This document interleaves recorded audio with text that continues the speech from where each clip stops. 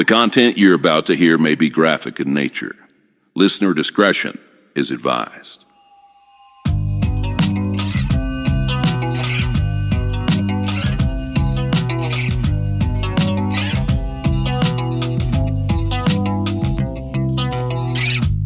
Oh, how I wonder what it's like to relax.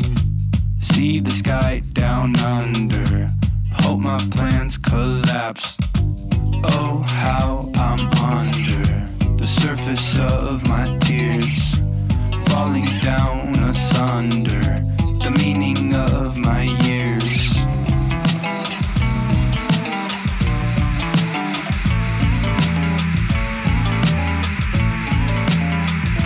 This is True Crime XS.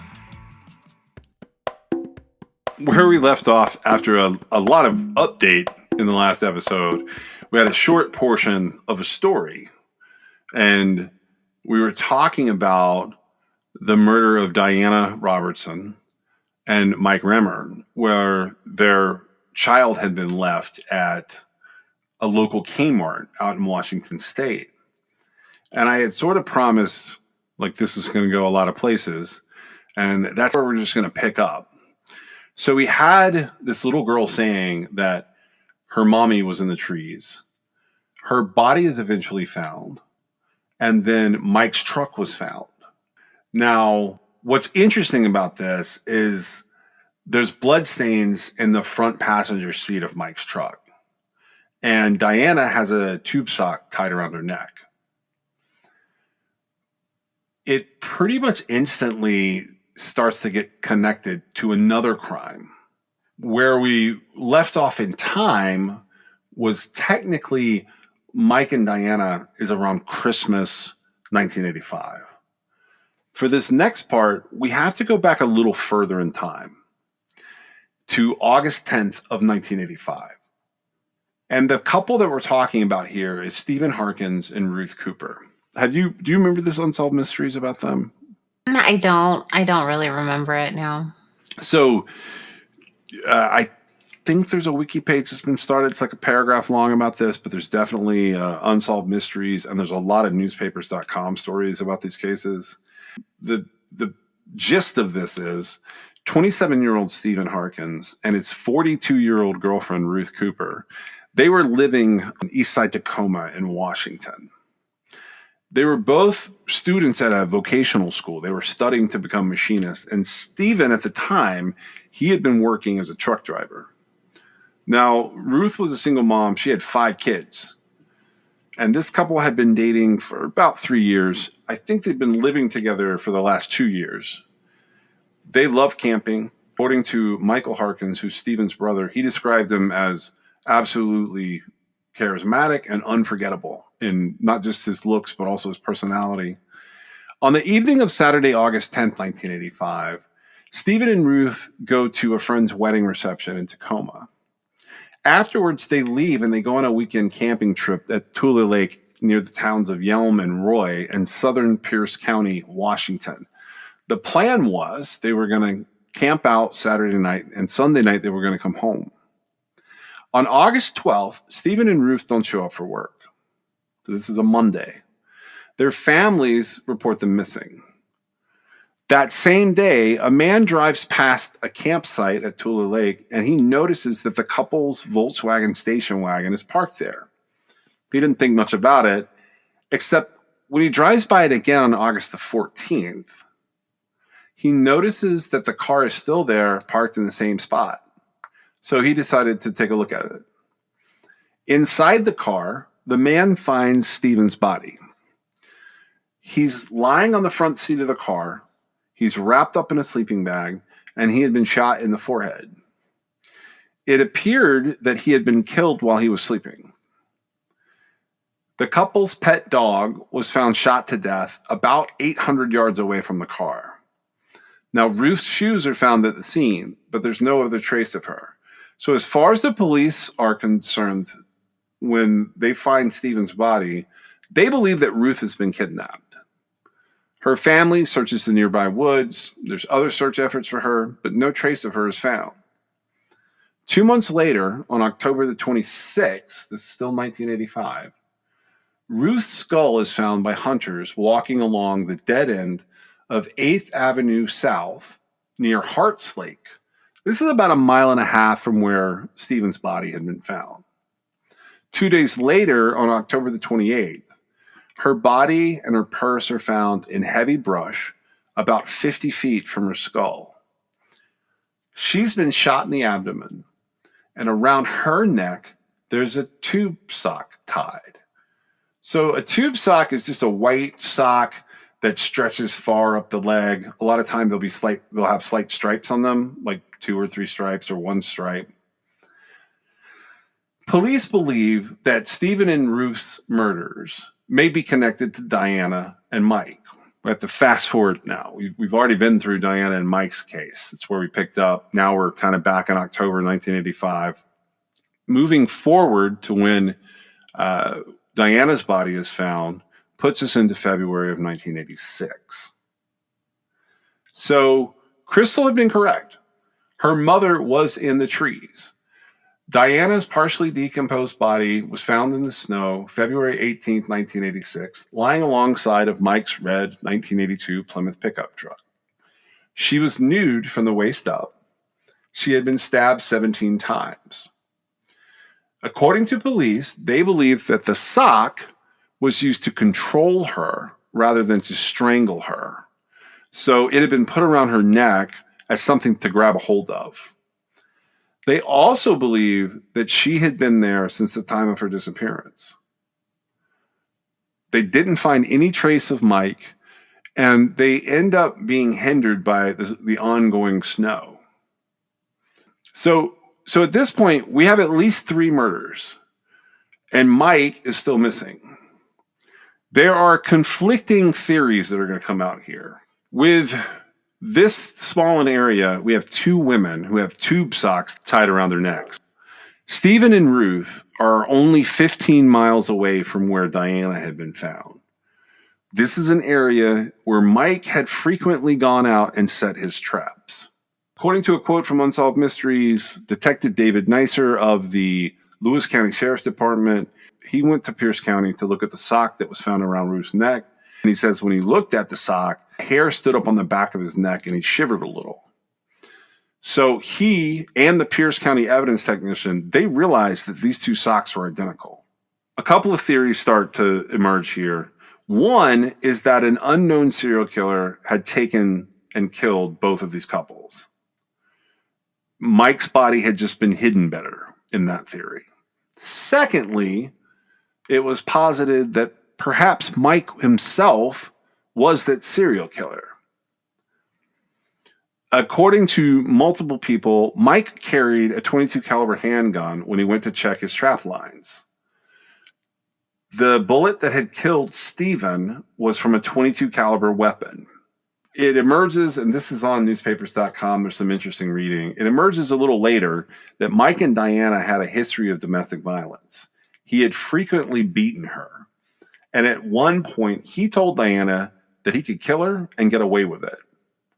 In the fall of 1985, he had been arrested for attacking her. And shortly thereafter, she had gotten a restraining order for him to stay away.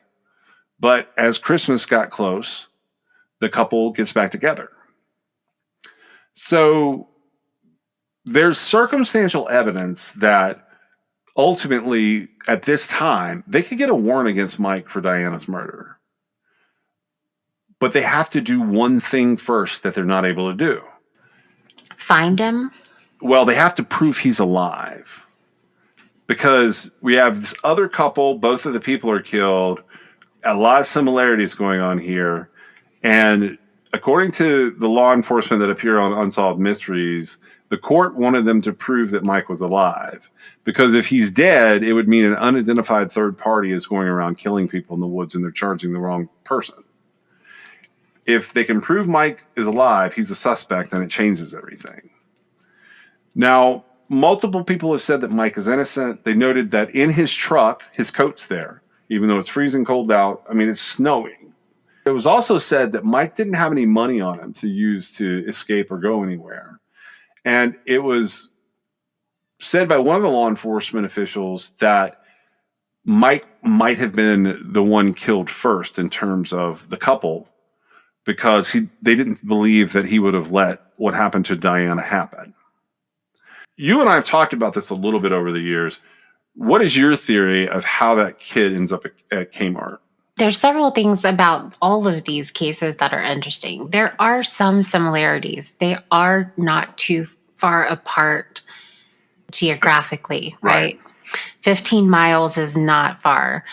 Tube sock, I mean, it could be a link if it was in the news earlier. I've always thought that I don't think a random serial killer would have taken the time to drive 30 miles north with a 2-year-old to drop them at Kmart.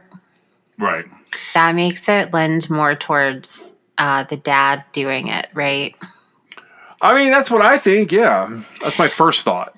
And so, and then, any sort of little domestic violence spat. And then when one of the couple ends up murdered, it's always the go-to, right? Oh, yeah, absolutely. And most of the time, it's not wrong, right? I mean, there's a lot of contention between a couple, especially when you have records of stuff that come out. It's either really bad or it's non-existent, right? It always made more sense to me that the little girl was dropped off by her dad. Now, I mean, I guess you could have a serial killer with a soft spot for a child, just not able to bring himself to do it. At least he didn't leave the child in the woods, I guess. At the very most, they would have left the child alive in the woods, right? Right. And then I had thought, well, maybe they dropped her off on the way in, but, she knew mommy was in the trees, right? Yeah. The killer could have left her there. In theory, I mean, she would have died from exposure, but because I don't think she would have been found fast enough. Her mom was in the trees, right? Oh, yeah. Her mom is definitely in the trees. Now, as far as them being similar, though, you have a situation where, as of right now, you have a man wrapped in a sleeping bag who was shot in the cab of his truck in the forehead, presumably while he was sleeping. Then a little while later, his companion, who wasn't found in the truck, she is found, her head is found first, and then her body and purse are found a little bit later, right? Right. And then she had been shot as well. I believe twice is what they said. So you have a man being killed very quickly, probably not even knowing what hit him. I imagine he was laying there like he was asleep with a bullet in his forehead. Yeah, that's what I picture as well. Let's imagine what happens there. Does his girlfriend, does Ruth get freaked out and jump out of the truck and run away? It could be. Chased. She could be dragged off. She could. She could be chased. There's a number of ways that she can end up with the distance between them. Right, and because to me that element of surprise is only going to work once, right? If he takes it, and I mean, a killer would take the opportunity to take the biggest threat out with the element of surprise. So if they walk up, the couple is sleeping, and he shoots him in the forehead. Of course, Ruth wakes up, and then he takes her off for some reason. We don't know why. It doesn't appear that anything was stolen. It doesn't have a whole lot of Hallmark murder motive characteristics, right? Right. Doesn't appear to be a whole lot happening there. Okay, so then you have Diana, who is stabbed to death, right? Yep. She has no top on, and there was no sign of a gunshot wound to her. And then there's no trace of Mike except for his truck, and the little girl wasn't hurt, right, when she was found at Kmart, except, the trauma of being abandoned, but she wasn't physically hurt. Correct. So to me, yes, there are quite a few similarities. But I could see it as somebody, like, let's say it was Mike doing it, right? And he could be like, oh, I'm just going to put a sock around her neck like that other chick that was killed, right? Right. The thing about the sock around her neck was, how could they tell it was around her neck? You talking about with the separation? Yeah. I think they were indicating it was around what would be left of her neck. Okay. And so, if that came up in the media about it, and if this truly was Mike, killing his partner, he could do it to throw them off the trail. But we have family members, his father, saying, well, he has no way to live, right? He can't just run off. It's not unheard of, but most of the time, you don't give up your entire life to go on the run just to kill your partner who you have an issue with, right? Because he would be giving up everything, right? Correct. It's kind of a weird thing to do. And in that case, wouldn't he have just taken his daughter with him?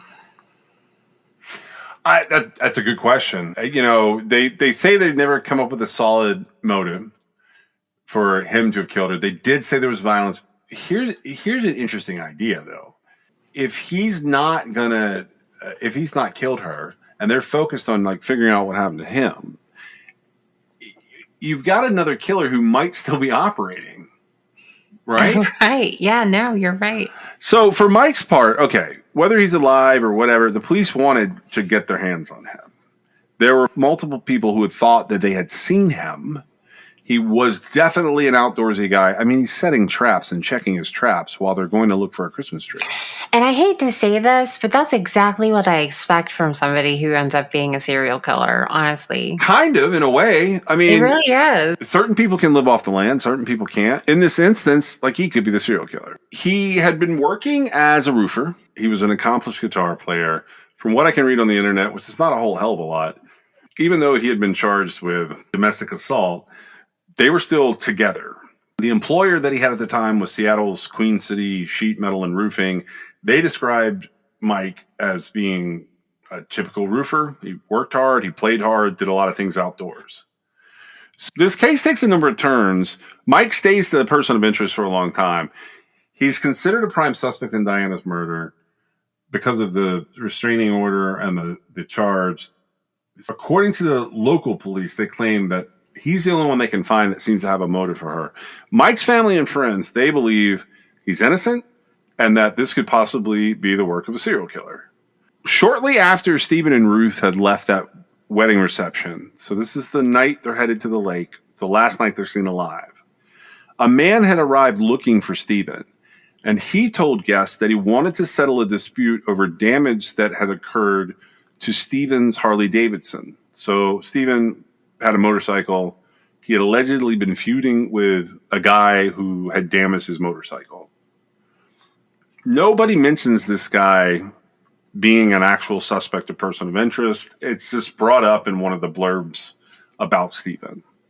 So authorities also looked into the possibility that maybe all of these murders are connected somehow to the murders of 25-year-old Edward Smith and his 26-year-old fiancée, Kimberly Levine. So this is a couple that disappeared March 9th, 1985. So we have December, we have August, and now we're going back a few months to March, while they were on a weekend getaway in Grant County, Washington. Have you ever heard of that one before? The Kimberly... Just in the context here of looking into these cases. Okay, so in that pair of murders, it has started to wrap itself up, so we can talk about it a little bit. So what we have on them is Edward Smith and Kimberly Levine. They were both attending the University of Southeastern Massachusetts at Dartmouth. They fell in love. They graduated in 1984, and they moved to Washington. They had been working as accountants, and they were planning to get married summer of 85. On March 9th, 1985, they go on a getaway. They decided to go to Grant County along I-90, and they were going to explore the area, and they were just doing like a little tourist trip. We don't know exactly what happened during the trip, but what we know is that the next day, March 10th, 1985, Edward Smith's body was found in a gravel pit near the Wanapum Dam. His hands were tied behind his back, his throat had been cut, his wallet was missing, and Kimberly was gone. When they don't show up for work on Monday, March 11th, their employers report them missing. Everyone is trying to contact them at this point. Nobody can get them. The police open a missing persons report, but they don't know what happened to them. They end up finding the couple's car a couple weeks later, about 10 miles from where Edward Smith's body had been discovered. So at this point, they want to find Kimberly. They weren't super optimistic that she was still alive. They had Edward's body, they had the vehicle. The only thing they had to go on here was that there was a fingerprint in the car that didn't match either Edward Smith or Kimberly Levine. 5 months later, in August of 1985, Kimberly's remains are discovered about 2 miles away from where Edward had been found. That fingerprint comes back to help them a little bit, and in 1989, they finally matched the fingerprint from that car to a guy named Billy Ray Ballard Jr. So they've got this guy, Billy Ray Ballard. And if you read anywhere about this story, and I think that's true on the Unsolved Mysteries wiki page that's kind of like fan created. I think it's the case with the wiki, if there is a wiki in this. They find this fingerprint, and they're looking into the possibility that Stephen and Ruth cross over with the Edward Smith and the Kimberly Levine case. It's all 1985. The fingerprint turns out to be a guy that's reported initially as Billy Ray Ballard. His name is actually Bill Ray Ballard. We have Edward definitely having his throat slashed and his hands bound. There's no tube sock in this case. He's never officially connected to Stephen or Ruth's murders. And when they catch up with him, he's doing time in a Wyoming prison. So I went back and dug through what has happened with him.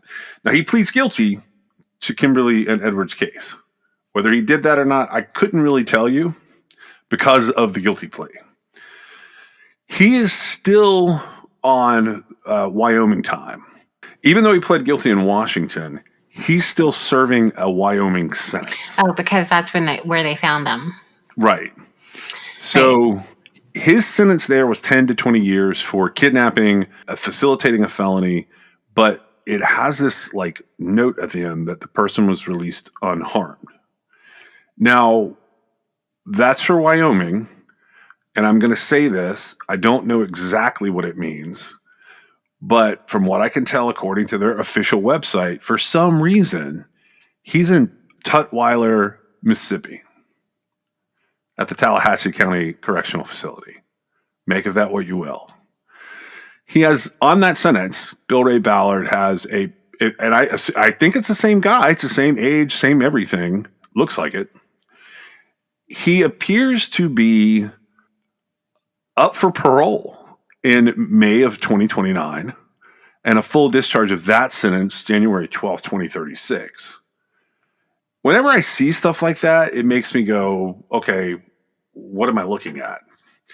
So I went back in time and I try to find like the origin of Bill Ray Ballard. I don't find a great origin, but I can tell you that he's been arrested in Nebraska, Wyoming, South Dakota. One of the interesting things that happens is, according to the Billings Gazette, in 1986, Bill Ray Ballard escaped. He's 33 at the time of this. He climbs over a 20-foot wall while he's at the Fremont County Jail. Depending on how you read, he's either at a psychiatric facility like within the jail, or he's at a separate facility near the jail. But he climbs over a 20-foot wall. At least 3 prisoners saw him go. He's considered dangerous. They describe him there as 5'10", 180 pounds, brown hair, blue eyes. They said that he was being held for authorities in Platte County on armed robbery, aggravated assault, and a sexual assault series of charges. This is Friday, March 14th, 1986. They're describing it like it happened Thursday, March 13th, 1986. So the crimes that we were just talking about in Mineral, Washington, and the other crimes around it, they take place in 1985. The offense date here is listed as having him sentenced by June 10th, 1986. So depending on when he's arrested, he's only good for some of these crimes. But I found him interesting. They talk about him a lot, even in the national media, being arrested kind of all over the place. He pops up in 8 states talk about him in different capacities.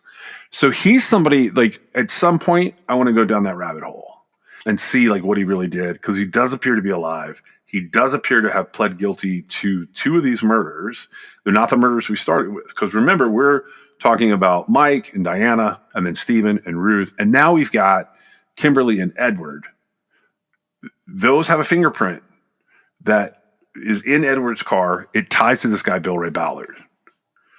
Another person they bring up in the middle of all this was a serial killer that I've heard of in passing, but I wanted to talk about him today because, we're doing Halloween stuff, and I find these guys incredibly creepy.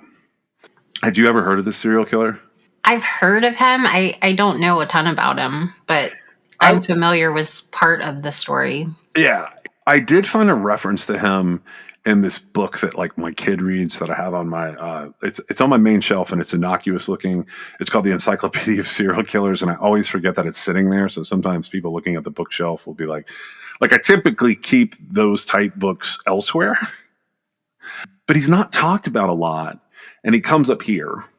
I guess we'll go to him, and then we'll talk about this solved case that brings up yet another serial killer. But this is Charles Thurman Sinclair. He is known as the coin shop killer, which is going to be evident here in a second, like why he's known as that. But he's got kind of a weird story. So he is born and raised as the youngest of 4 kids in a blue collar family down in New Mexico. His father dies when they're very young. His mom supports the family by operating a coin laundry and taking in ironing. So think a coin laundry at the time this would have happened. He's born in 1946. It's what we would call today just a laundromat. That's just a place where you can go and you walk in and there's a washer and dryer or a series of them. Throw a couple quarters in. It used to be that way. Now I think you probably swipe your card and you do your laundry, you do your own folding, you transfer it from the washer to the dryer, the whole 9 yards. In the 1970s, still in New Mexico, Charles Sinclair opens up a coin shop. He has this coin collection that he's just had because of the laundromat connections. And, people pick up hobbies. I don't know if you have ever known somebody that collects coins or baseball cards or stamps or anything. Those hobbies become pretty serious for some people. He does end up expanding his store, and the reason that he expands it is because he starts selling weapons. He sells guns. In 1985, he's had this store for, it looks like about 10 years on paper, maybe a little longer. His shop burns down.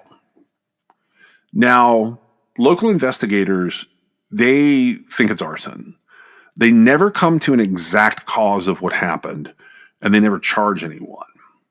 But him destroying, or someone destroying this shop, means that Charles Sinclair no longer has incomes.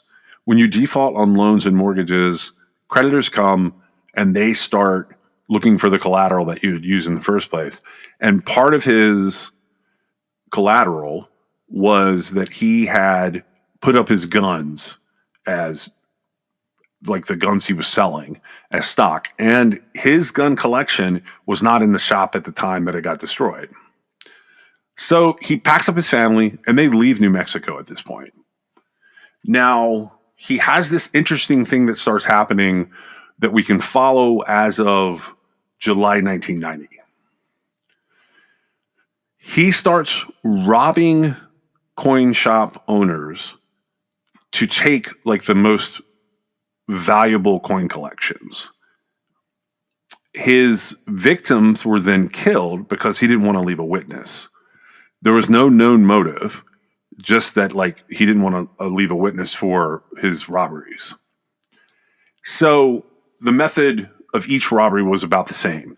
He would come in, make himself known to the owners of a coin shop. He would talk to them frequently about coins. He would visit the shop multiple times in a week and then multiple times in a day.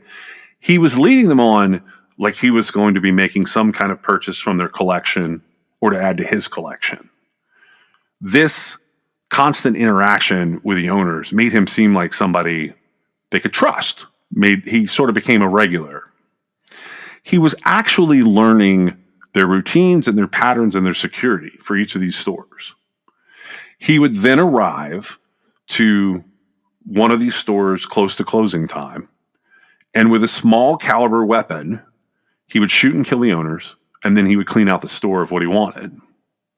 Most of these killings were with a gun, and he would headshot them. On July 31st of 1990, he kills a coin shop owner named Charles Sparbo, who's 60 years old, and the woman who was working in the store that day, Catherine Newstrom. Some accounts call her an assistant manager, and some accounts treat it more like Charles is the owner and kind of the expert, and Catherine's actually the manager. He shoots them with a .22 caliber handgun. This is in Billings, Montana, by the way. He steals $54,000 worth of coins and gold at this robbery. He had been in town. He had learned the routines.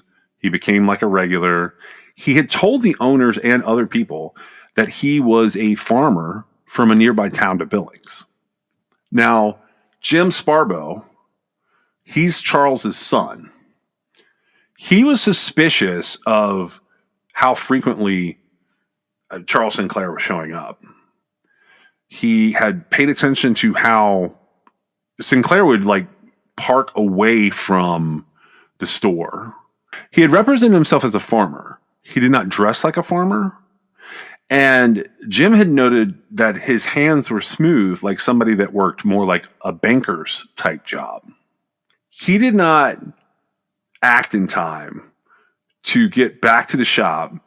Even though he had the suspicion, he hadn't really shared it as much, but he ends up finding his dad and the manager, or Charles's assistant, dead. Jim is able to provide information about the circumstances leading up to the murders, and information from that is used to create a composite drawing. For several days, there was a polite Texan who wanted to invest in coins, and he was coming to a shop in Murray, Utah.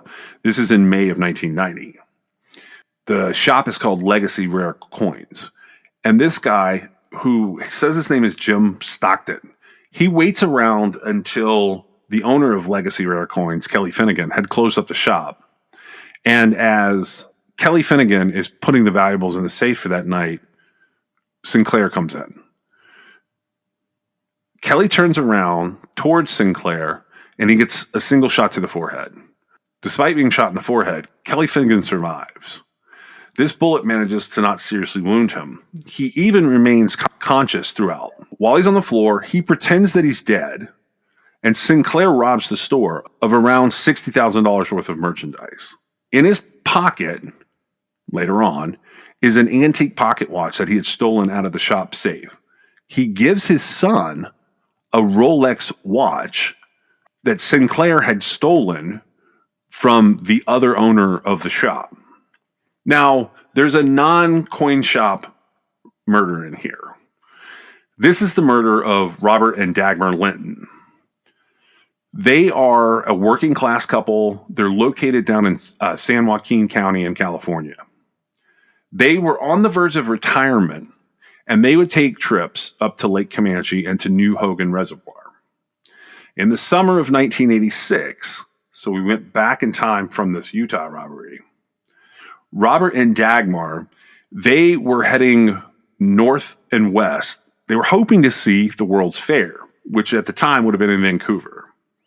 So this is a road trip they're taking, and they're not like in a hurry. They're seeing sights along the way, but they're also calling home and checking in.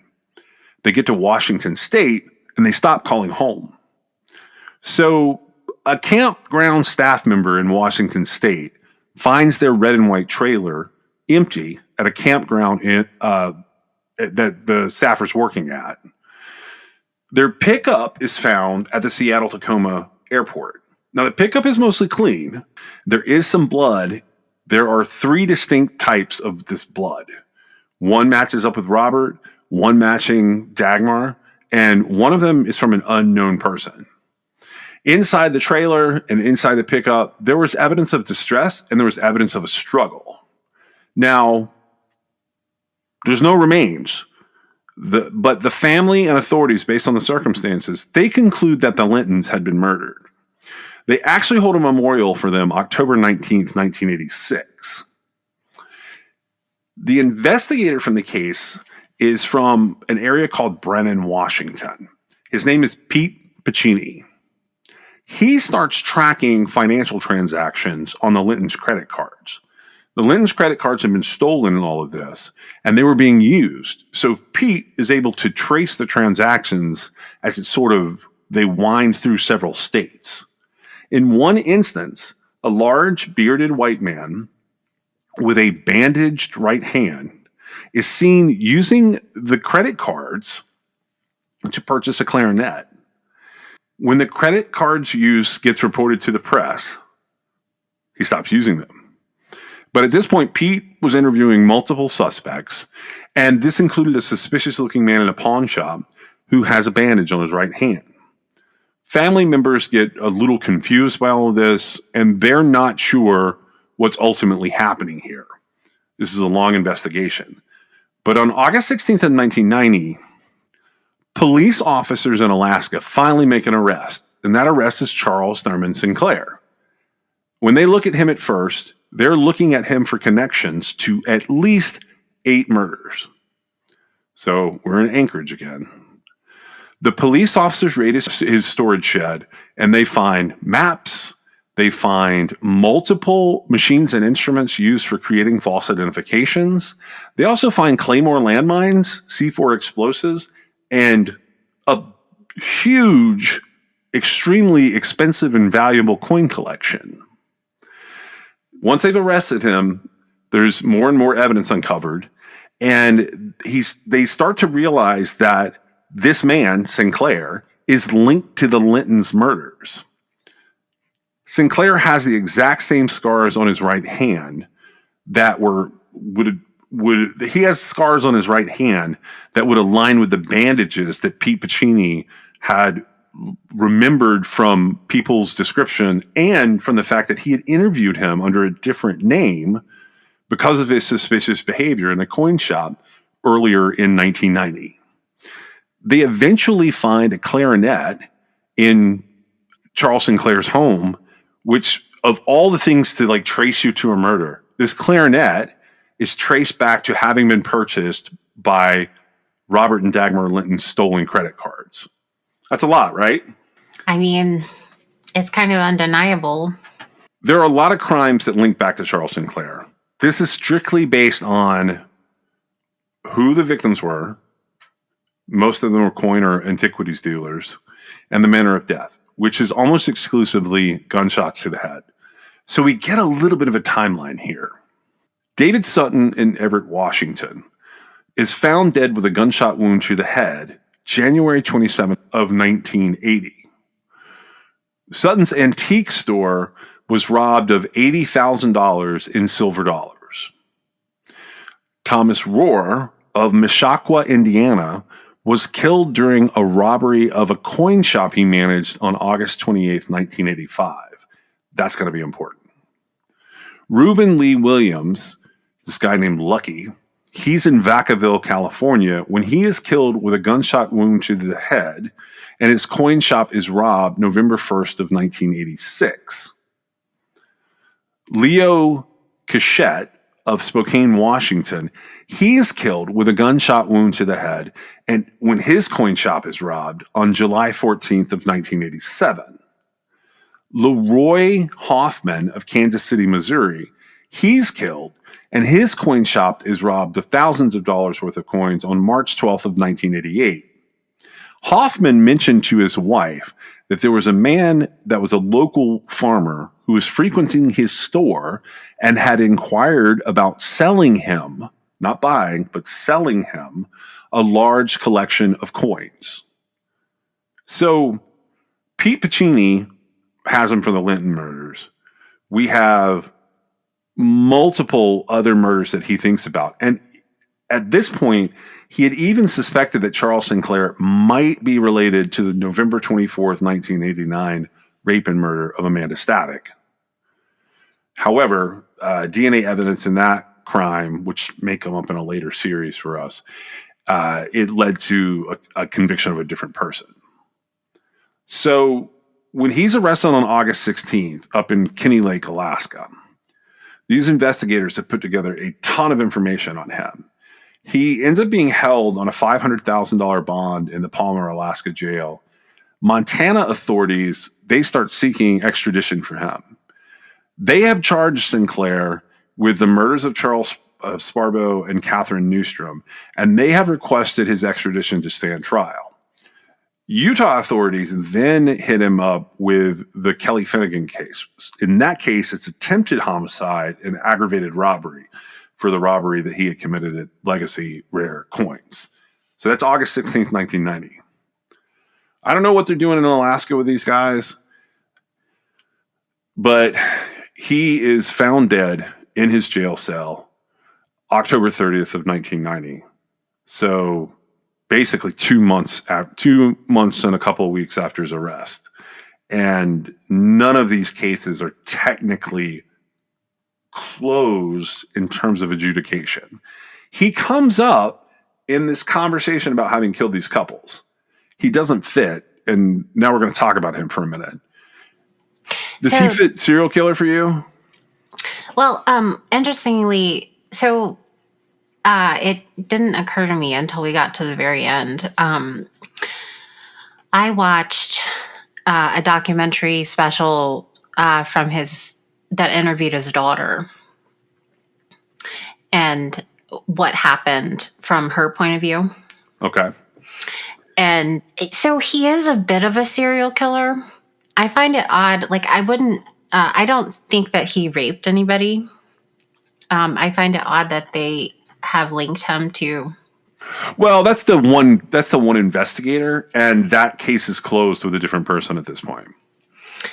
Well, I thought there was another one, maybe not, but I do feel like the coin shop murders, it's a weird kind of serial killer. It is specifically targeting money. The coins had value. It's a really weird case because I'm not sure. I know that they found the credit cards of the Robert and Dagmar Linton, right? Yeah.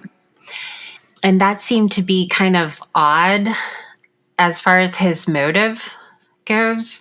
But it could have been desperate times, right? Who knows? I'm not really sure what was going on there. But according to his daughter, one of the investigative networks did a special, and it was like Evil Lives Here or something to that effect, talking. Right. And it was from the perspective of the family. And so at some point after he began his criminal enterprise, he had moved the family up to Nowhereville, Alaska, right?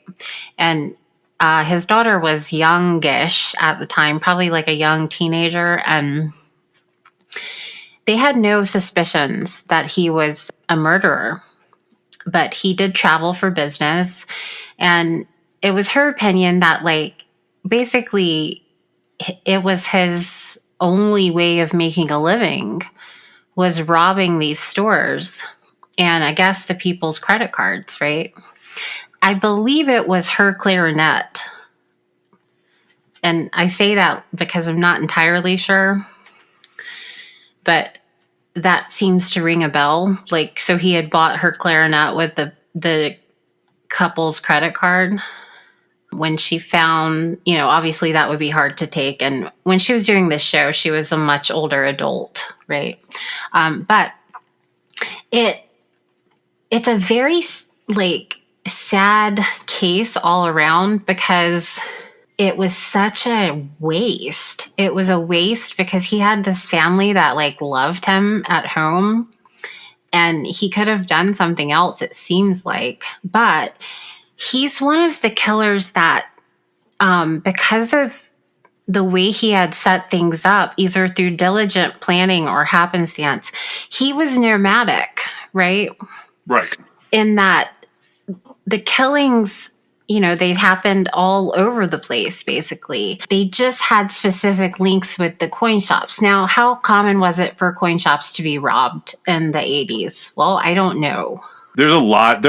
Pawn shops, coin shops, they've always been a favorite of robbers. It goes back a long, long way in time. It's just that they were going with this 22 caliber thing. That's the thing that makes them link it all together. Right. Well, and I presume that, they had reasons. And it's not like he's innocent, right? Because you have there's pretty good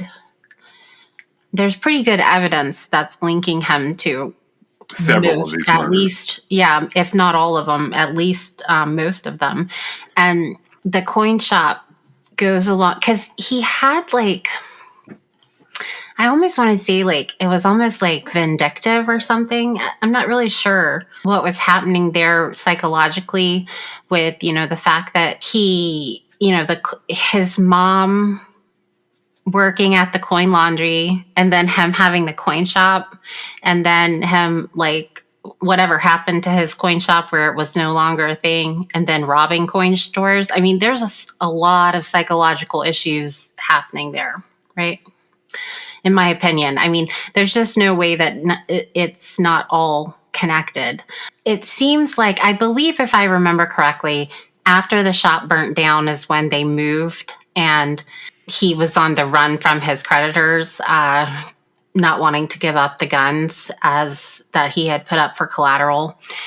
The headshot was a weird thing to me too. I don't know. This would go against how I feel about serial killers. Well, earlier this year we covered the I-70 shooter, the I-70 killer, as opposed to the I-70 strangler, where we had another series of weird crimes like this. And this is happening before that would have occurred, but it's the same idea. It's sort of this weird low caliber execution that's happening. And I'm not saying he's not a serial killer, if you're following the strict definition, because he certainly killed more than 2 people with a time in between each to cool off, right? Yeah, yeah. However, he has, from what I can tell, at least an exterior traditional motive, and that motive is essentially money, right? Yeah. Because he's robbing coin stores to get the coins, and they have value to him. Correct. Now, I do think there's more psychological undertones that aren't explored. Of course, he also dies shortly after he is finally connected to the murders, right? Right. And so they don't get a lot of information out of him, and it's not completely tied up with a bow because he does die from heart failure. Now, well, what does that mean? It's possible that I feel like serial killers sort of, once they've been caught, they deteriorate quickly sometimes, right? Yeah. And so from that element, I mean, maybe he was a serial killer, but it's strange for him to have such a clear motive unless he just didn't have it in him to kill them any other way. And we had known more about the psychological undertones having to do with the targeted victims, the coin shop owners and the couple, perhaps. I feel like he killed the couple out of necessity based on what I was getting out of that, like just to steal their credit cards and their money or whatever. And that's really sad, right? But it was a very burdening story that his daughter told, and I felt how burdened she felt by it, because basically the way that this show portrayed his story was like, to support his family, this is what he did. And so basically, like, everything she did in life had a bad influence on her father doing something terrible to other people. Right. And I felt like that was a really terrible thing for her to bear, because none of it was her fault, right? She had no idea she was a kid, right? Right. And it was all just very, very sad and strange. And it made me wonder, like, are there still people out there like that? Oh man, that's a hard one. I mean, define people out there like that. Well, because this guy, he literally left his family going on a work trip. Right. And like, he was not working at all. Like, he was going to kill people, to rob these coin shops. Okay. So let me phrase my question differently. Do you mean people that do that in 2024, or people that we have yet to discover have done that? I would say people still doing it now. Like in 2024, people who are like, I need to go be a serial killer to provide for my family. I don't think that they are. I think that type of serial killer has probably died out and become something else. And I think those people, I'm going to say this and regret these words, because I noticed that they changed the violence statistics again. I think those people get caught early. I know there's a lot of unsolved missing persons cases and unsolved murders and generally unsolved crimes, but I think some of those crimes fall to the wayside. Here's why I say it the way I'm saying it. Pawn shops and coin shops and gun shops today, most shops today, most stores today, my house has 30 video cameras. Those stores that have very valuable things in them that people would rob, banks today, like everything is digitally covered. I think those people get caught after they've done it once or twice, and it's not known that they're this prolific. So I think the prolific part falls off. I think there are people who still rob and kill for taking care of their family to a degree and get caught or change and do something different. I think it would be complex to like put that in a category in 2024. Yeah, I think you're right. It is weird, because this is one of the cases that goes against my thoughts on serial killers, because he is without question a serial killer. I mean, it seems like they have adequately linked him through evidence that is sort of undeniable, even though he didn't go on trial, right? Right. And so I certainly believe, because if I remember correctly, like when investigators went to this Nowheresville, Alaska, where the family lived, and they recovered evidence that linked him to these people, I mean, there was no other explanation for why that stuff was there, right? Yeah, and we're still seeing cases solved like that now, where like there have been multiple cases in the last 2 years where somebody was a serial killer. Somebody was a serial killer further back in time, and like we're seeing the evidence that links them, and it's sort of shocking that they did it. Now, most of those tend to be like sort of lone wolf type people, but there have been a few that have families. Well, right, and typically, well, yeah, actually, like even Smirk, he said he would have been a serial killer, but like he had a family, which stopped him, right? And then he was caught, right? And then, I don't know how much the onset of the true crime entertainment genre has detoured potential whoever has whatever it is in them to be a serial killer and made them think twice about doing something. But I would say that it would have a deterring effect, or at least it should, because we saw with Israel Keys his confidence in his ability to not get caught. And ultimately, that was unraveled, whether it was whether it was actually unraveled or just presented to be unraveled. And that had to do with a thumbprint, right? Right. But so he would have been acting in the late 90s, early 2000s, all the way till his death in 2012. And that is 12 years ago now, right? Right. And I was watching something recently about the phenomenal DNA advancements that have been made. And I was listening to, it was funny because I can't even remember what it was, but it was somebody from Othram Labs was on talking, and they were talking about how they don't bother with any sort of phenotyping or any sort of anything. They just make the match. And they were sort of explaining how it's nearly impossible, or it's very rare that they can't make a match.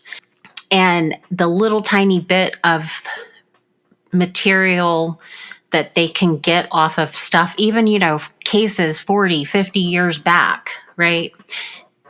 So it's just, it's grown exponentially in a very short period of time. Now, the cost has come down on it, but it's still a matter of getting the right evidence to the right lab to do it, and, aligning resources to have it happen. You're 100% right. And there's another thing that's tied in here if you go digging.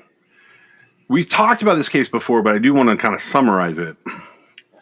They dump in here that Stephen and Ruth's case may be related to Jay Cook and Tanya Van Kullenberg. Do you remember that case? Yes. The nutshell version of that is, on the afternoon of November 18th of 1987, 20-year-old Jay Cook and his 18-year-old girlfriend, Tanya Van Kullenberg, they take a ferry from Victoria, British Columbia, over to Washington State. And this was a case where we were super interested in this because it's sort of inadvertently an international case, because they live one place in Canada and they disappear in the U.S. Right. So they're going to pick up furnace parts in Seattle for Jay's father, Gordon. He has a business and he needed the furnace parts. So this was going to be the first trip together. And in their mind, I'm sure people remember being 18, 20 years old. This is a romantic weekend. They've been together for 6 months. They had been spending most of their free time together, visiting each other's homes. Jay's mom believed that Tanya was very special for him. And Tanya's father, he felt like they were a good match. So nobody had any apprehensions about the two of these people together. And their families are very comfortable with them spending all this time together and traveling together. So sometime during that romantic weekend, it takes a turn. So their trip begins in Victoria. They take a 4 p.m. car ferry over to Port Angeles, Washington. Jay had borrowed his dad's van, which was a 1977 Ford Club wagon. They get off the ferry at 5:30 p.m. They were seen twice heading down Highway 101. Once they were seen in the town of Hoodsport around 8 p.m. And then around 9 p.m., they're seen in the town of Aylen. It's believed that they were headed toward a second car ferry that would take them from Bremerton to Seattle. After arriving in Seattle, their plan had been to park over by the stadium and to sleep in the van. The next day, they're supposed to come home. So 24 hours go by. They haven't returned. They haven't called to say what their plans are. And their families begin to worry. So Tanya's dad, he said that Tanya was just the type of person, if she was going to be late, she'd let you know. When she didn't do that, her mom got nervous about it. And dad tried to keep everything together and downplay it for mom. He was also according to his account, which he has spoken about a couple times, he was trying to reassure himself that this was all going to work out. November 20th comes and goes. So now we're moving into 48 hours. Tanya doesn't call home, and everybody knows something's wrong. At this point in time, they attempt to, from Victoria, British Columbia, report Jay and Tanya missing. Now, they're not missing for long, because on November 24th, Tanya's body is found in a ditch next to Parsons Creek Road, which is kind of between Alger and Burlington in Washington State. She had been raped, and she had been shot in the back of the head with a .38 caliber gun. Police found plastic zip ties laying alongside the road. So it was believed that she had been zip tied inside the van. Jay's family had no idea what to make of the fact that they couldn't find him. And the police were communicating across the border, and they decided that they were going to talk to the family. And they told them he is currently a person of interest, and he may be the suspect in Tanya's murder. But nobody on Jay or Tanya's side, like the family's friends, think that anything is happening there. The next day, Jay's van is found near a bus station in Bellingham, Washington, which is about 14 miles away from the scene of Tanya's body being found. Inside it, they find a Bremerton Seattle ferry ticket and more zip ties. They also find a comforter that they were using to sleep in the van, and it's got bloodstains on it, and Tanya's pants are inside the van. At this point, nobody knows for sure what's happening, but this turns the case away from Jay being a person of interest turning into a suspect, and makes it more likely that he had been abducted alongside Tanya and now is probably the victim of foul play.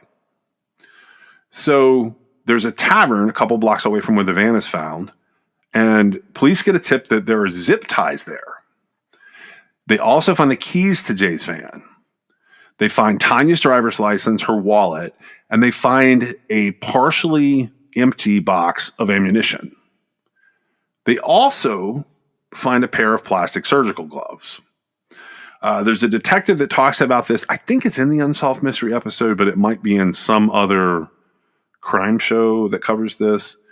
He talked about the fact that the gloves being left behind was a, quote, sign to the police that if he's wearing these gloves, the likelihood of them finding fingerprints has gone down drastically. So this guy thinks that, nothing he left behind would connect him to this crime. Jay's family's holding out hope, and they knew that it wasn't likely, but they still kept that hope for a while. Now, we're doing Halloween, we're doing Thanksgiving. It's a very sad Thanksgiving for Jay's family, Tanya's family too. Jay's body is found underneath the high bridge off of Crescent Lake Road, which is near Monroe, Washington. This is about 50 miles south of Bellingham.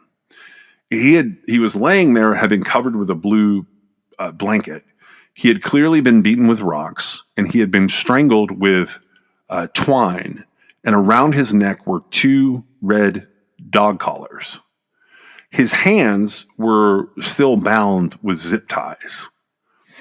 In his mouth, they found tissues and a full pack of cigarettes stuffed in there. One of the sergeants that's in charge of the detectives in this case at that point says that he thinks that was indicative that whoever had done this had probably done some time, because it was something he recalled having seen inside of prison walls when people were either tortured by other inmates or killed by other inmates. So he links this to the idea that maybe the killer has been in prison before. Police say at the time that it's most likely that sometime around 10:20 p.m., Jay and Tanya meet up with this killer in the course of this ferry from Bremerton, Washington to Seattle, Washington. And nobody has an understanding of what the motive might be, but police feel that he was setting out to do something, and it could have been that it didn't matter who. So even though he doesn't know them, his plan, like he probably carried a kit with him. And this was going to be, he was going to assault whoever he found that fit what he was looking for that night. So their theory was that they were actually going to do it to Tanya, and Jay was just an obstacle. It is believed that Jay was killed first. That's never confirmed in the media I've watched, but they say they believed it. The sergeant that was in charge of the detectives, he said that by all accounts, these were young, friendly kids that were kind of naive. They were on their first trip together, and it potentially made them an easy mark if they were being stalked by a killer with experience. So the detectives at that point, they interviewed witnesses on the Ferry's lounge that they could find, not very many of them. And they theorized that, like, while they're out of their van moving around the ferry, that they end up coming in contact with the killer, and he may have asked them for a ride. So by the time they exited the ferry, which would have been in downtown Seattle, the killer is probably with them. They also believe that the killer had probably committed similar crimes in the past. And using gloves to not leave fingerprints behind indicates that he doesn't want to get caught, but also, like, he's probably going to continue to commit these crimes until he gets caught. He's labeled as a very dangerous individual. They did believe that the killer had made a mistake, and they thought that he had taken Jay's ski jacket, which had red piping on the sleeves. It's a black ski jacket with red piping on the sleeves, and Tanya's day bag, which these are noticeable things. And they were hoping that they could find someone who had seen a man with those two items. So, this is the Christmas holidays that they're doing this investigation. They found Jay's body at Thanksgiving. Just after these murders at Christmas, Jay and Tanya's families each receive a greeting card. The greeting card describes the murders, and the person claims responsibility, like saying basically the person who sent them is the person who killed them. He wrote that he hated Canadians, and that the opportunity to kill these two Canadians was too good to pass up. He also threatened to kill again, and he bragged that it was impossible for him to ever be caught.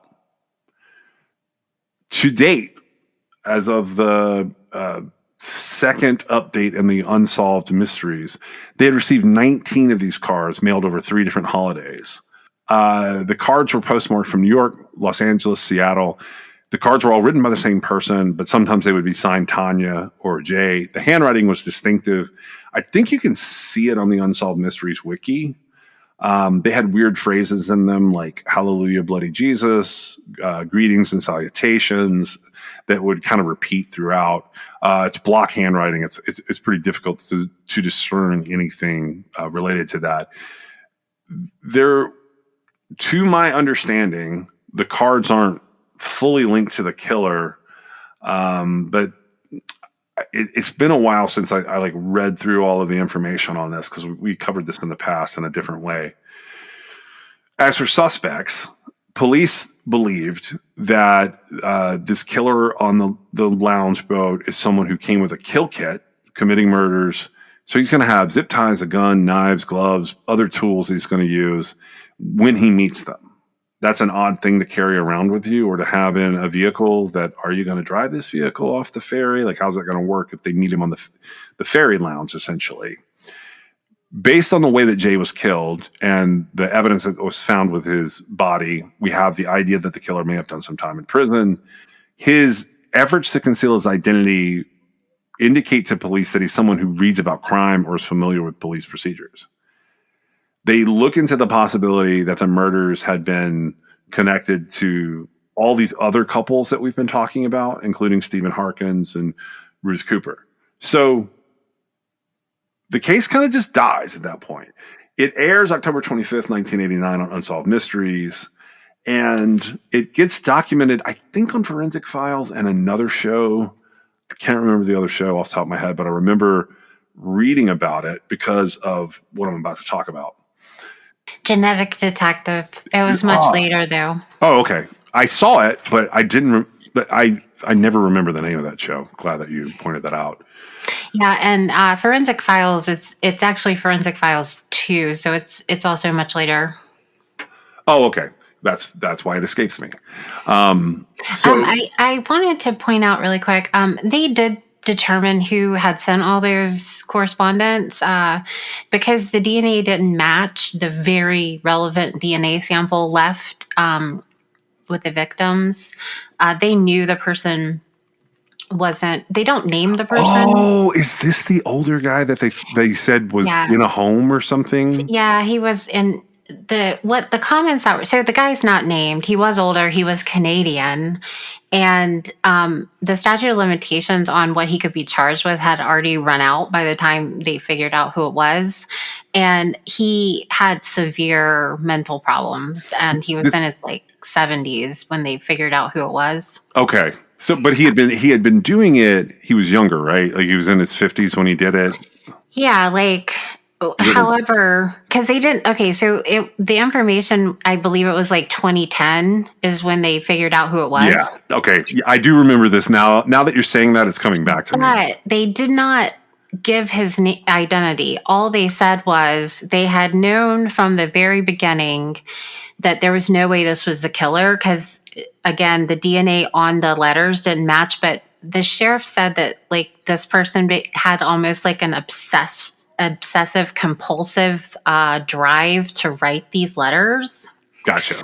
And so they it was a whole thing. They said that when they talked to him, he didn't even try to deny it, but they knew that he hadn't committed the murders and the statute had run out on harassment and he hadn't done it in a while. Right.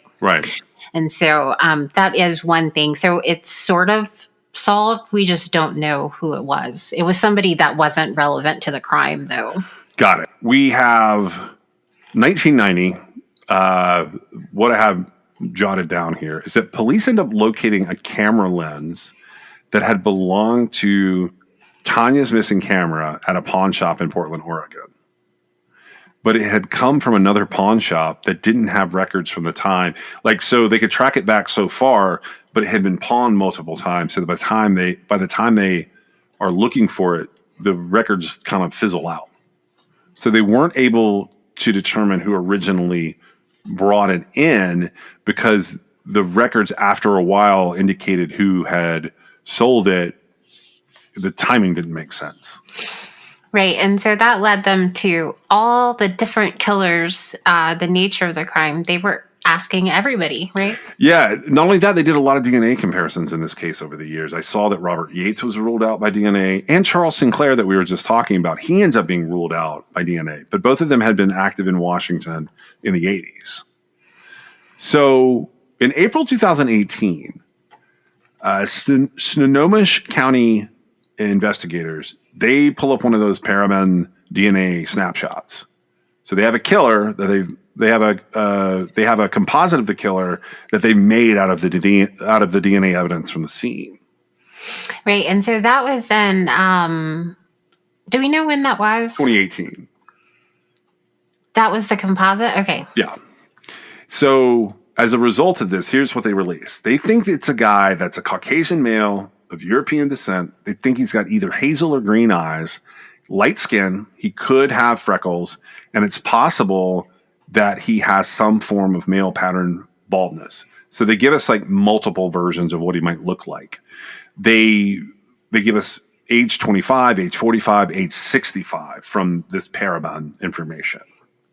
And finally, May 18th, 2018, they arrest 55-year-old William Earl Talbot II in Seattle after his DNA is matched to the semen that was found on Tanya's body and then separately on her pants. It was also found on one of the zip ties in the van. They reveal at this time that they had found a palm print on the back door of the van, and it matches him. When the murders were committed, William Earl Talbot II would have been around 24 years old, and he was living with his parents about 7 miles away from the spot where Jay's body was found. He had been convicted of a misdemeanor assault, but the arrest is thanks to the genetic genealogy that is also done by Parabon Nanolabs. They upload the crime scene DNA profile to GEDmatch. They identify second cousins of the killer, and then they create a family tree. And that leads them to, it doesn't lead them directly to him, I guess his parents. Right, but that would lead them to him. And then they do that thing they do. They track him down, and they sort of repetitiously retrieve a sample of his DNA from a discarded cup. Right. And so, once they put the crime scene DNA profile into GEDmatch, that is the public database, which means his second cousin had, I was trying to think, by 18,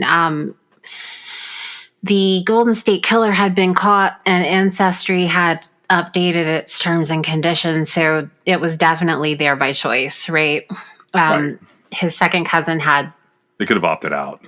Yeah, because that was a whole thing, but they consented to that. And as they were obviously a second cousin, on the family tree, I imagine they used geographical location to get to his parents, right? Right. Time and place wise, everything, they would have been, looking, because a second cousin is a good hit on it, because I know from my own investigation in DNA profile links, like I hit a lot of like sixth cousins, right? And that's pretty far out there. Yeah, it's deep. But anyway, so do you remember this case happening? In time? Yeah. I think the first encounter I had with it would have been the Unsolved Mysteries case. I don't remember it happening. No. Do you? I don't remember. I remember the DNA part happening. Oh, okay. I got you. I remember when this case was solved, right? Because it was a big deal. It was, 30 years later, I believe. This was a tragic case, right? As far as going to, two young people kind of carefree, gallivanting, nothing, not a care in the world, dying, and then it going unsolved for so long.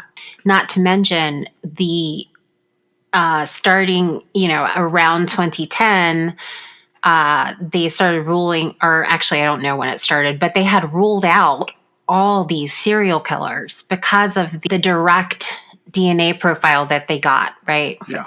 And so this is one of those cases that prompted me to be like, he had no idea this was coming. Now, I just sort of realized that he didn't write all the notes.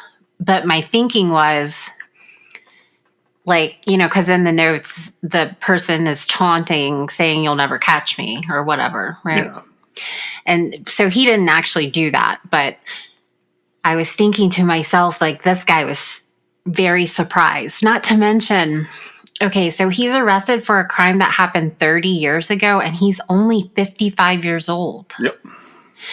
And that was surprising to me. Yeah, that's shocked us on quite a few of these cases. We've been shocked at sort of the age of, like, Smirk was like that because he would have been very young when he committed that crime. And now we're seeing, like, they've lived a whole life, but really they're still kind of in their, I don't want to say their prime, but they're just middle-aged dudes who are getting caught. Right. And so it was surprising to me that at the time the murders were committed, this dude was 24 years old living with his parents. Yeah. Well, so he's charged in May of 2018, but he's only charged with Tanya's murder at first. Then in June of 2018, he ends up being charged with first-degree murder in Jay's case. He comes into his preliminary hearings. He pleads not guilty.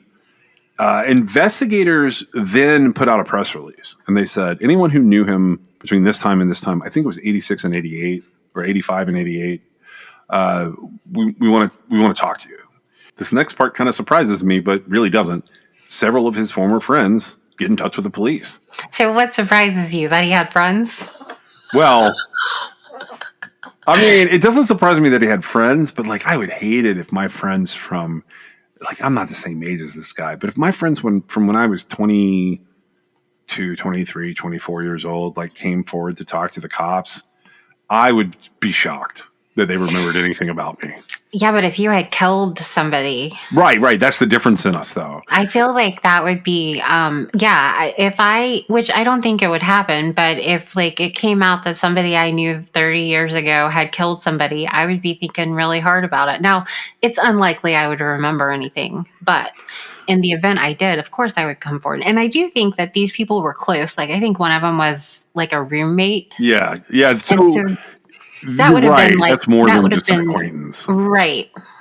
Well, so they're able to find out he worked as a delivery driver, and they're able to confirm like the routes he would have been taking around the time of Jay and Tanya's deaths and their travel in general. So they can kind of see where he would have crossed paths with them. And like you said, one of his roommates, which may have been the reason he moved back in with his parents, they tell police that they had seen Talbot with a blue blanket in his home or his car.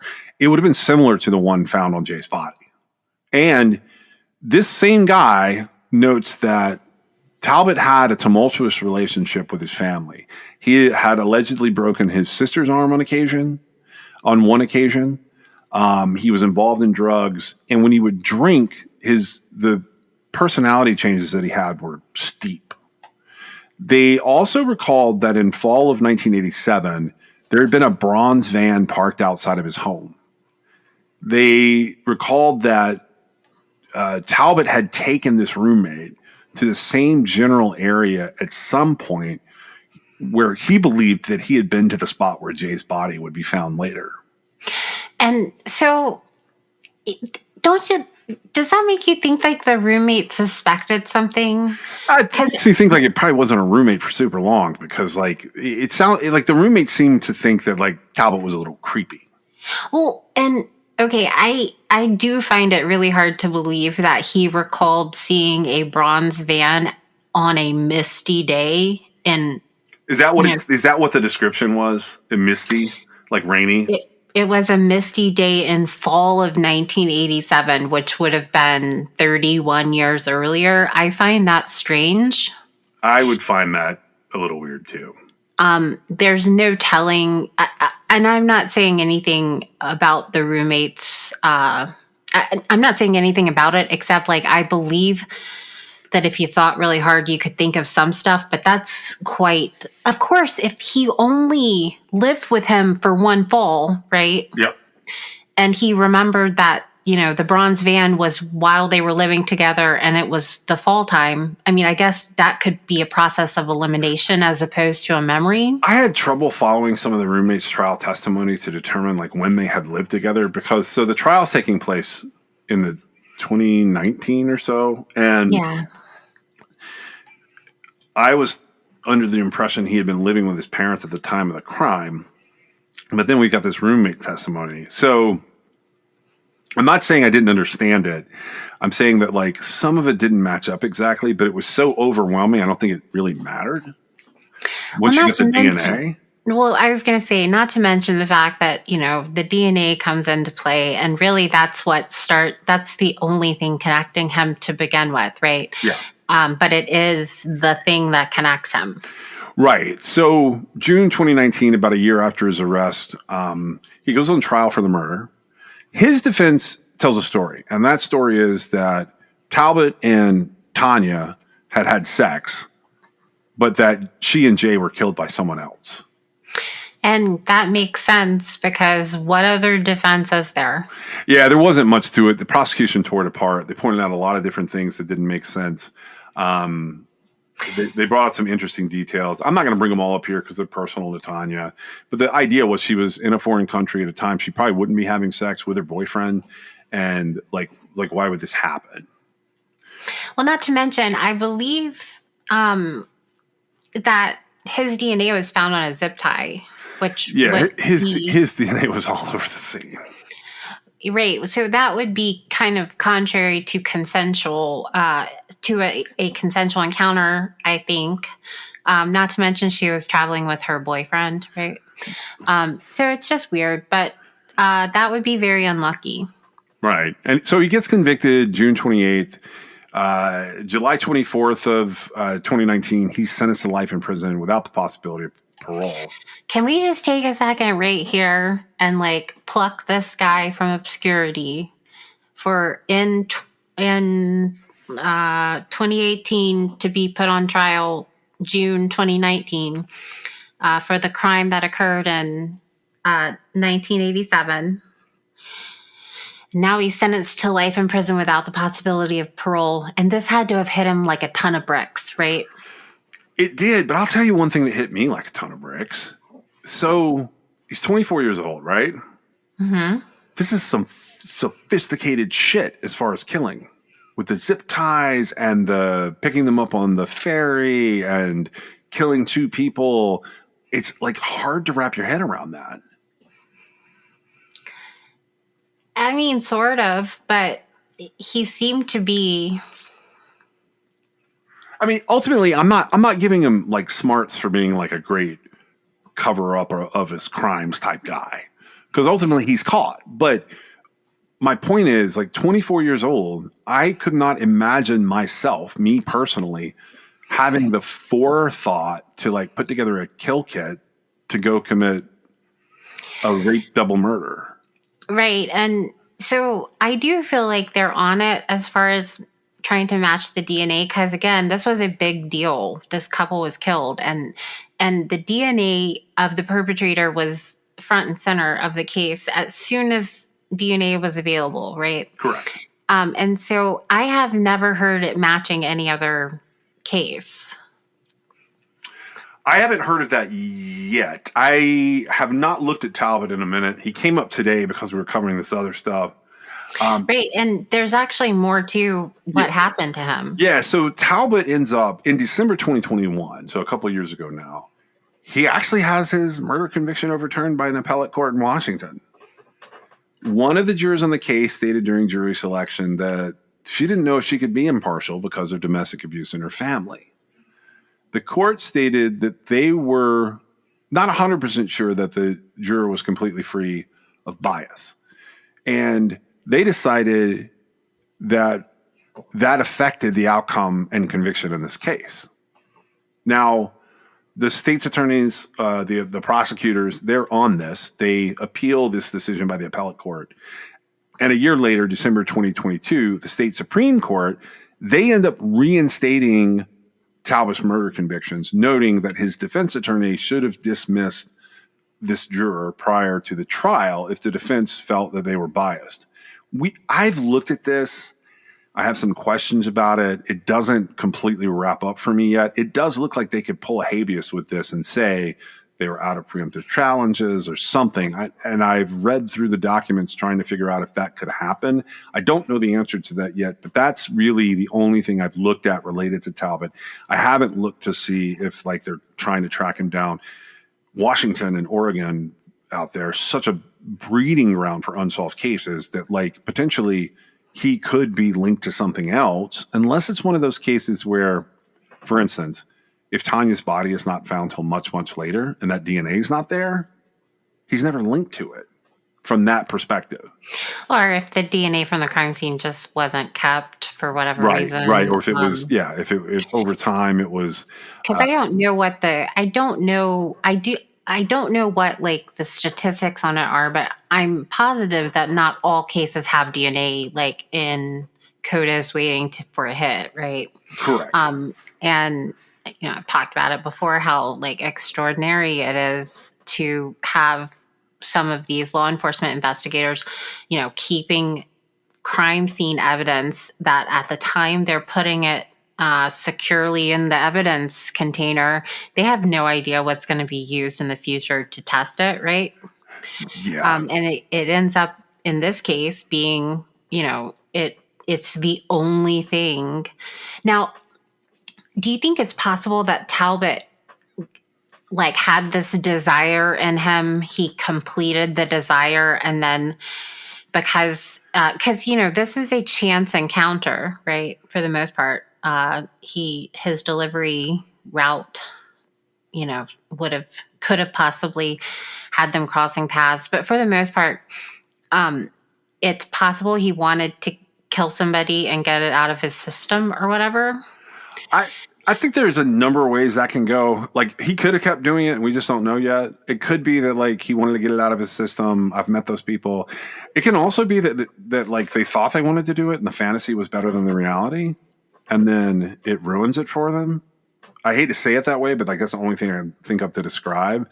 Like, I've seen killers that have like what I would call an urge or a need, and they just do it. And then I've seen killers that, like, once they do it, it like physically puts them over the edge internally. And then there's like kind of the middle ground folks, like they're not going to do it again because it was actually a giant pain in the ass. And I hate saying it that way, but like, I believe that there are people who commit a heinous crime, and that heinous crime being committed scratches the itch that you're kind of alluding to, but also makes them realize that that's not really what they wanted to do in the first place.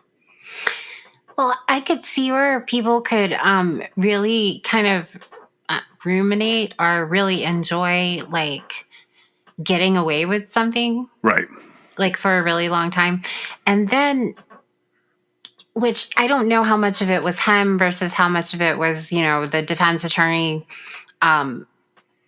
with regard to, pleading not guilty and coming up with the only ruse that you really can use when a sexual assault of a victim yields a DNA profile, which would be that the sex was consensual and they just happened to be murdered by someone else. Yeah, right? they're really just putting on a vigorous defense, like, because they have to.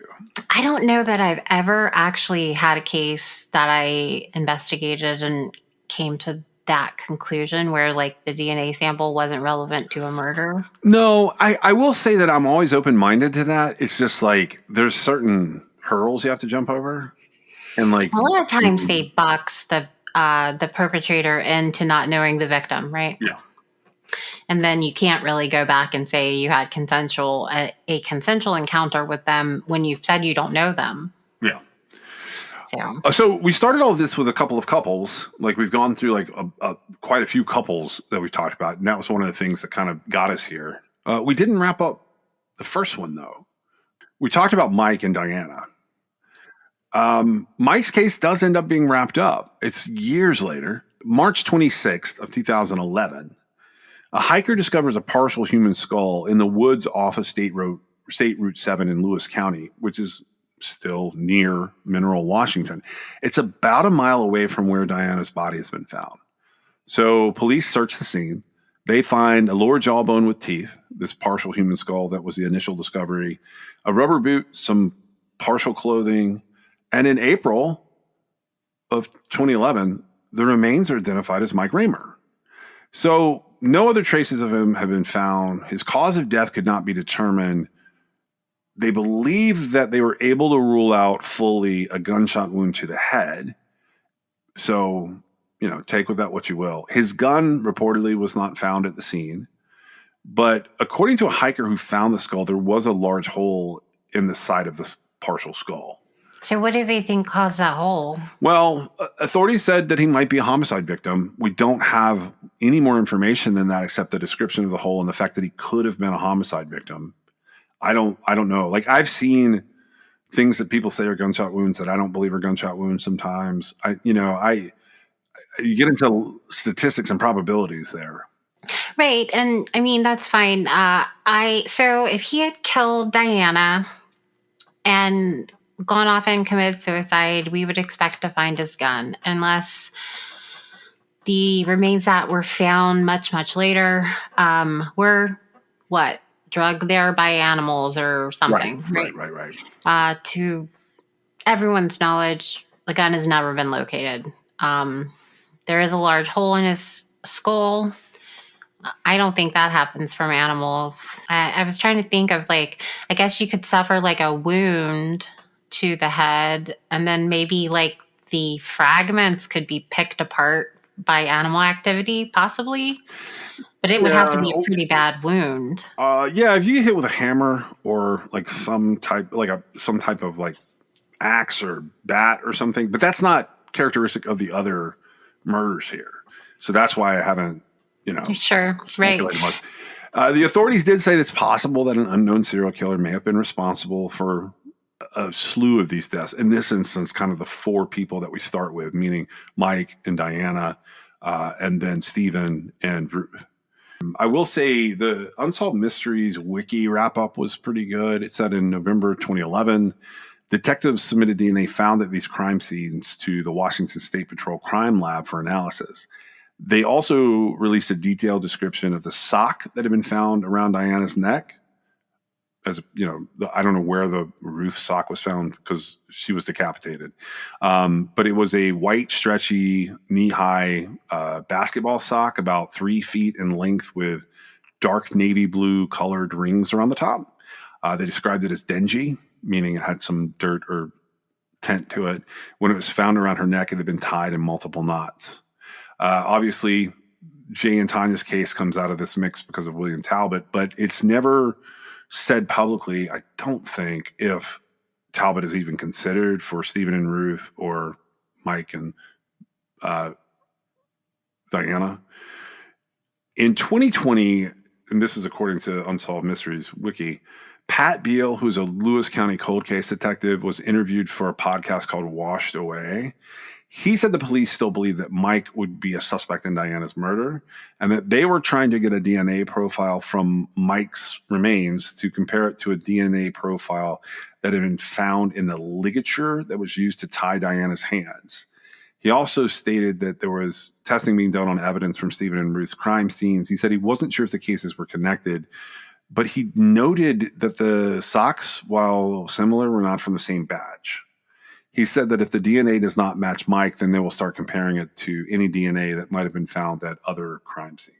Right. And so that never really, we're 4 years out from that and we haven't heard anything. And I looked, there's not a lot of current on this case. A couple of other podcasts have sort of covered it from the mystery perspective. I've started digging into this kind of large thing. I know that if people wanted another deep dive in that area, there's the Lewis Clark Valley murders. And I think the Snake River podcast covers that in detail. It's been a minute since I've listened to it. I think those are all going to be the same series of crimes. That they're not these that we just talked about, but another series of crimes out in that area that are unsolved. And I feel like this series of crimes that we just talked about, I do feel like some damage was done with the possible, solving of them by trying so hard to link them together. Yeah, that's another thing. You and I spend a lot of time unlinking things we don't think make sense. I ultimately don't do a lot of that here, but I always have that in the back of my mind. Yeah, I didn't do a lot of it, but I do feel like as time goes by, because all of these happened close to 40 years ago. Correct. Right? Correct. So as time goes by, because it was like a bunch of couple killings, right? I mean, it's alarming what was occurring, but it's groupthink mentality that it really ends up being the end of it. But it's concerning to me that it's stated that the cold case detective out of Lewis County, they have submitted DNA possibly from these cases. And if no hits are coming back, does that mean that there is an unknown killer out there? Right. And that's why this is our Halloween case. Well, but the other part of it is, okay, so in the event, logic tells me that Stephen and Ruth were killed, unfortunately, by whomever he was having the disagreement with, right? It was a fit of rage. I think he had been in a wreck and his motorcycle had been damaged. Yeah. So logic tells me that more than likely that person needs to be looked at, right? Yeah. Because of the kill shot to the forehead. And then with Mike and Diana, I really can't get over the baby daughter being dropped off at Kmart. I don't feel like any of the active serial killers would have done that. You think he does the murder and then drops the kid off and comes back, or he drops the kid off, takes mom out there to the trees, kills her? No, he would have to have done it. I don't think that was his plan. But the little girl tells her grandmother that mommy's in the trees. Yeah, that's what I mean. And so she had to have been out there. So it has to happen between her death and then his death. So he murders her, drops the kid off, kills himself, or... Yeah, I mean, something, I right? think that's what makes it so confusing, honestly. Well, right. I don't think that he meant... I think that things got out of hand. I don't know what happened. It's a case... So with Mike and Diana... if I recall correctly, there were court records indicating that there was a Domestic, a protection order in place that they had lifted themselves, right? Correct. Okay. What are the chances of somebody who is in that particular position where you have had a domestic violence protection order issued against someone and you get it lifted and then you die, you're murdered, and it's not the person subject to the order that did it? Right. We've talked about this before, right? It's very unlikely. I'm not saying it's impossible. I do find it odd that his gun wasn't found. I also believe that somebody walking in the woods could totally pick up a gun and put it somewhere, even if they were just like, I don't want this to get in the wrong hands, right? Yeah. And then like never think about it again. Or I don't know what the thought process would be, but I think there could be an explanation for why the gun wasn't found. However, I'm not sure why they said that the gigantic hole, according to the hiker, in the skull wasn't a gunshot wound. So there's still a lot of confusion there, but the DNA would show conclusively, because if it was on the ligature used to tie Diana up, if Mike's DNA was on that, that would lend towards it being him, right? Yeah. Not to mention, like, this is really awful, but they should have, they were very quick to say that Crystal was not verbal enough to give an accurate account. Right. And that was probably true at the time. That doesn't mean she's completely forgotten. And as she developed skills to express herself, she might have been accurate. I'm sure her grandmother probably asked her. And she probably had a very strong recollection of what occurred, right? Yeah. Because she was able to tell them that mommy was in the trees. But it was that's a weird case, and it's a sad case, right? Well, and the one thing for me was I went through digging. So Ruth's body is found October 26, 1985. This happens with Mike and Diana December 12th, 1985. I tried to find a news article between the two things. So basically Halloween to Thanksgiving. Right, about the sock. Where the sock is mentioned. If the tube sock's mentioned, I could totally see him being involved from that perspective. If the tube sock is not mentioned, either Mike is involved in the prior murder or not at all. Right. And so it could really go either way. And it would be relevant because that would blow the lid off of my whole domestic violence theory. That would actually be a situation where she dropped the protective order against him and he did not kill her and she ended up dead. Yeah, it would be one of those rare occasions that like you have that confluence of events, and it's weird. It's very weird. It is weird. I don't know. I would find it odd. So I really do firmly believe, and I don't understand why this wouldn't have been, sorted before now. But shooting somebody between the eyes and the forehead while they're sleeping, that is like clearly somebody that's got a bone to pick with him, right? Yeah. It's somebody that's pissed off. That is not a serial killer type murder unless, the target was the woman, but she was shot too, right? Ruth was shot twice in the abdomen, but that's probably because she was trying to get away from the situation.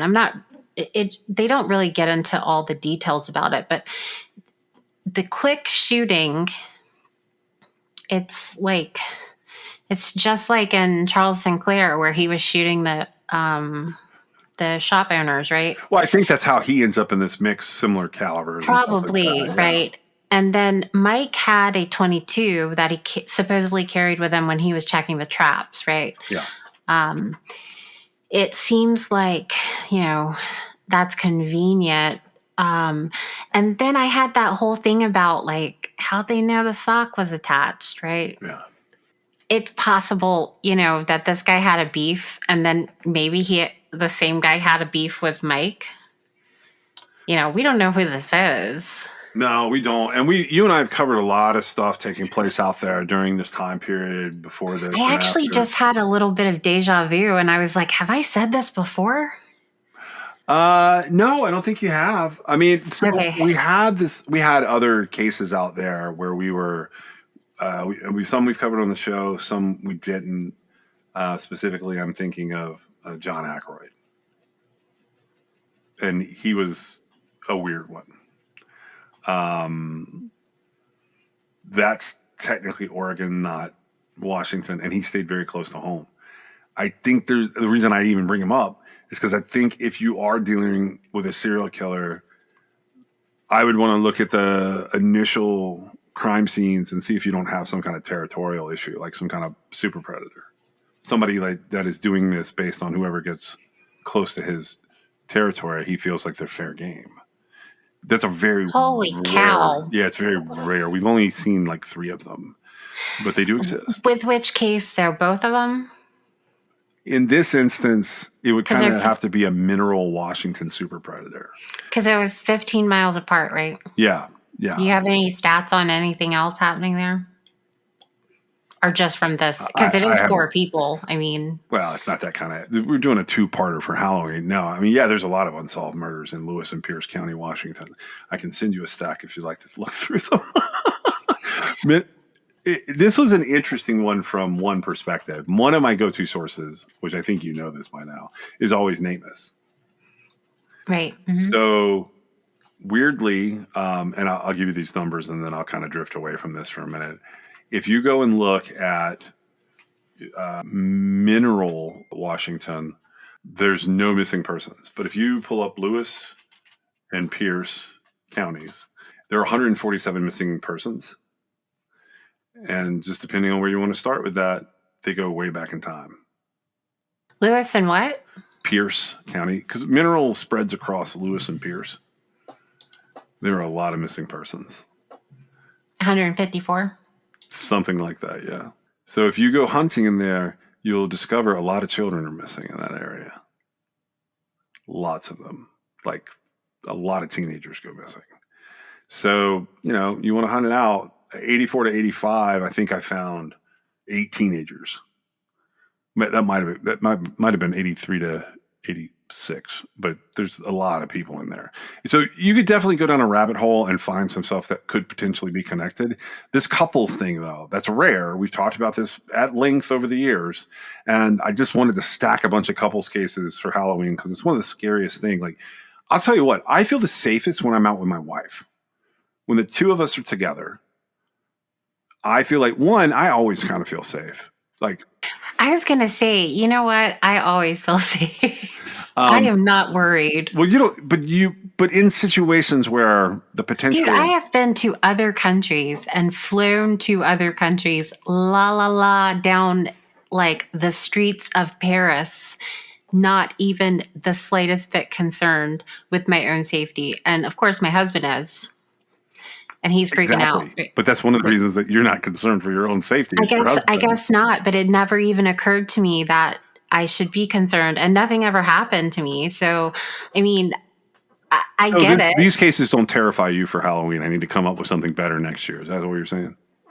I feel like these cases have very logical explanations, and the links between them piss me off because they keep them from being solved. it is way more likely that Stephen and Ruth were victims of somebody that was getting revenge. And Mike and Diana had a domestic issue. And I hate even saying that out loud. And I don't know that that's the truth. I just know that like these cases come up this way. And to me, that's what probably happened, right? Without further information. Why haven't they been solved? Yeah, I don't know the answer to that. Timing wise and like proximity wise. You know, I say that with such like, I'm so glib about it. Like, oh, these all should be solved. But then like, what would I do with my life? Special consideration was given to True Crime Excess by LabrottieCreations.com. If you have a moment in your favorite app, please go on and give us a review or a 5-star rating. It helps us get noticed in the crowd. This is True Crime XS. You fall like the stars. I break things like guitars. Thick skin, no scars. We're in trouble. We took it too far. I don't want to go, but it's 'cause I'll disappoint ya. It's all I've ever dreamed of, something I cannot let go of. I hate the competition. This culture's like a gym, and I lost the motivation to get fit in your expectations. True Crime Excess is brought to you by John and Meg. It's written, produced, edited, and posted by John and Meg. You can always support True Crime Excess through Patreon.com, or if you have a story you'd like them to cover, you can reach them at TrueCrimeAccess.com. Thank you for joining us. This is just a reminder that we are part of the Zencastr Creator Network, and I put a link in the show notes if you guys want to check it out for your own podcasting needs. I've always enjoyed using Zencastr. Their quality is great, and we were able to join their creator network at kind of a key time in their history. I have enjoyed it. You know, I've considered a lot of other places to record and a lot of other ways to put together and host and distribute our podcast. But I've stuck with Zencastr the longest. We've been with them for hundreds of episodes now. And I'm putting a link in the show notes where you can check out what they have to offer and see if it's something you would want to use.